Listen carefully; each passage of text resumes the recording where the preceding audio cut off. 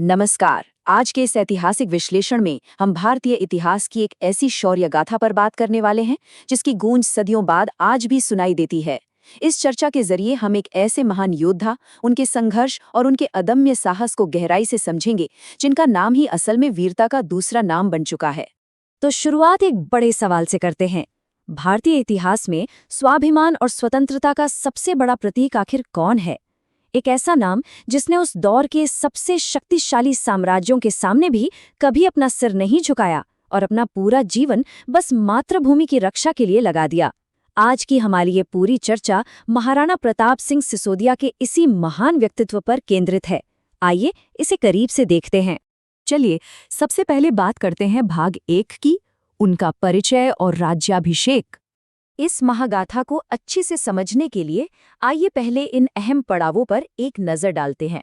1540 में उनके जन्म से लेकर 1572 में राज्याभिषेक, फिर 1576 का वो ऐतिहासिक हल्दी घाटी युद्ध, 1582 की दीवार की लड़ाई और अंत में 1597 में उनका निधन। ये टाइमलाइन सिर्फ कुछ सालों का हिसाब किताब नहीं है, बल्कि ये एक ऐसे जीवन का नक्शा है जो पूरी तरह से संघर्ष और स्वाभिमान को समर्पित था। उनके शुरुआती जीवन की सबसे दिलचस्प बात उनका बचपन है। 1540 में कुंभलगढ़ दुर्ग में महाराणा उदय सिंह द्वितीय और रानी जयवंता बाई के घर जन्मे प्रताप को बचपन में बड़े प्यार से कीका बुलाया जाता था। उन्होंने अपना ज्यादातर शुरुआती वक्त भील समुदाय के साथ बिताया और यकीन मानिए ये कोई मामूली बात नहीं है। भीलों के साथ रहते हुए ही उन्होंने वो युद्ध कौशल और गुरिल्ला युद्ध यानी छापामार तकनीकें सीखीं जो आगे चलकर उनके सबसे बड़े हथियार साबित हुईं। इसके बाद 1572 में महाराणा उदय सिंह के निधन के बाद वरिष्ठ दरबारियों के पूरे समर्थन के साथ उन्हें मेवाड़ का राजा चुना गया।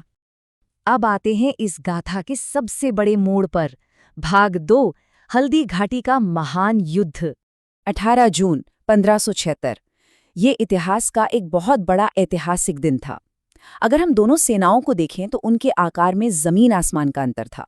एक तरफ मेवाड़ की सीमित सी सेना थी और दूसरी तरफ मुगल सम्राट अकबर की एक बेहद विशाल फौज, जिसका नेतृत्व आमेर के राजा मान सिंह कर रहे थे। सेना और संसाधनों में इस भारी अंतर के बावजूद मेवाड़ के रणबांकुरों ने बिना किसी खौफ के इस विशाल सैन्य बल का डटकर सामना किया।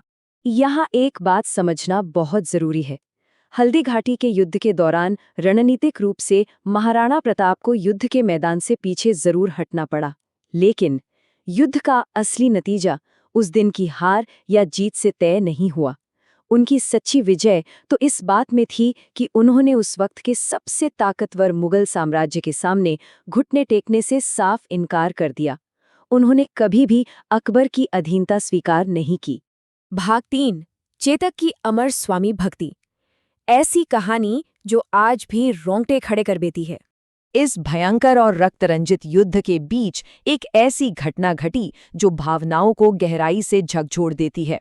हल्दी घाटी के युद्ध में महाराणा प्रताप का सबसे प्रिय घोड़ा चेतक बुरी तरह घायल हो गया था, लेकिन अपने प्राण त्यागने से पहले चेतक ने वफादारी का जो उदाहरण पेश किया वो बेमिसाल है। उसने अपनी जान की परवाह किए बिना उस घायल अवस्था में भी प्रताप को युद्ध क्षेत्र से सुरक्षित बाहर निकाला और एक सुरक्षित जगह पहुंचाकर ही वीरगति को प्राप्त हुआ।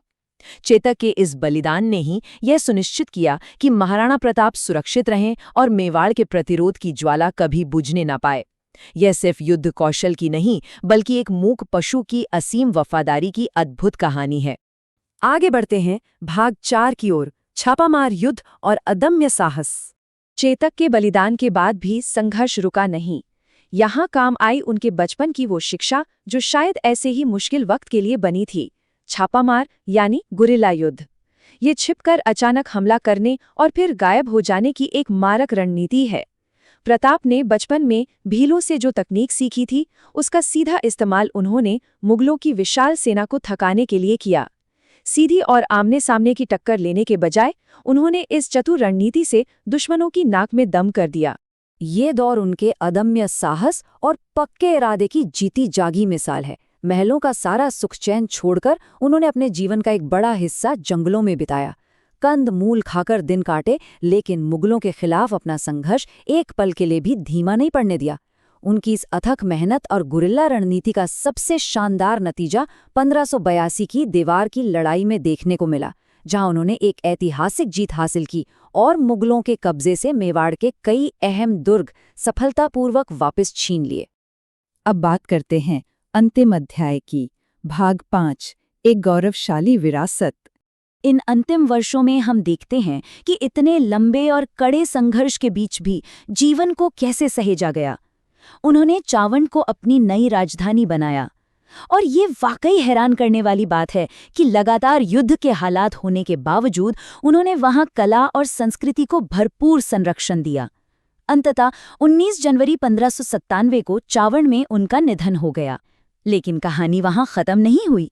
उनके पुत्र अमर सिंह प्रथम ने मेवाड़ की कमान संभाली और उस ऐतिहासिक संघर्ष की मशाल को आगे बढ़ाया। तो आज इतिहास महाराणा प्रताप को किस रूप में याद रखता है? वे केवल मेवाड़ के एक राजा मात्र नहीं थे।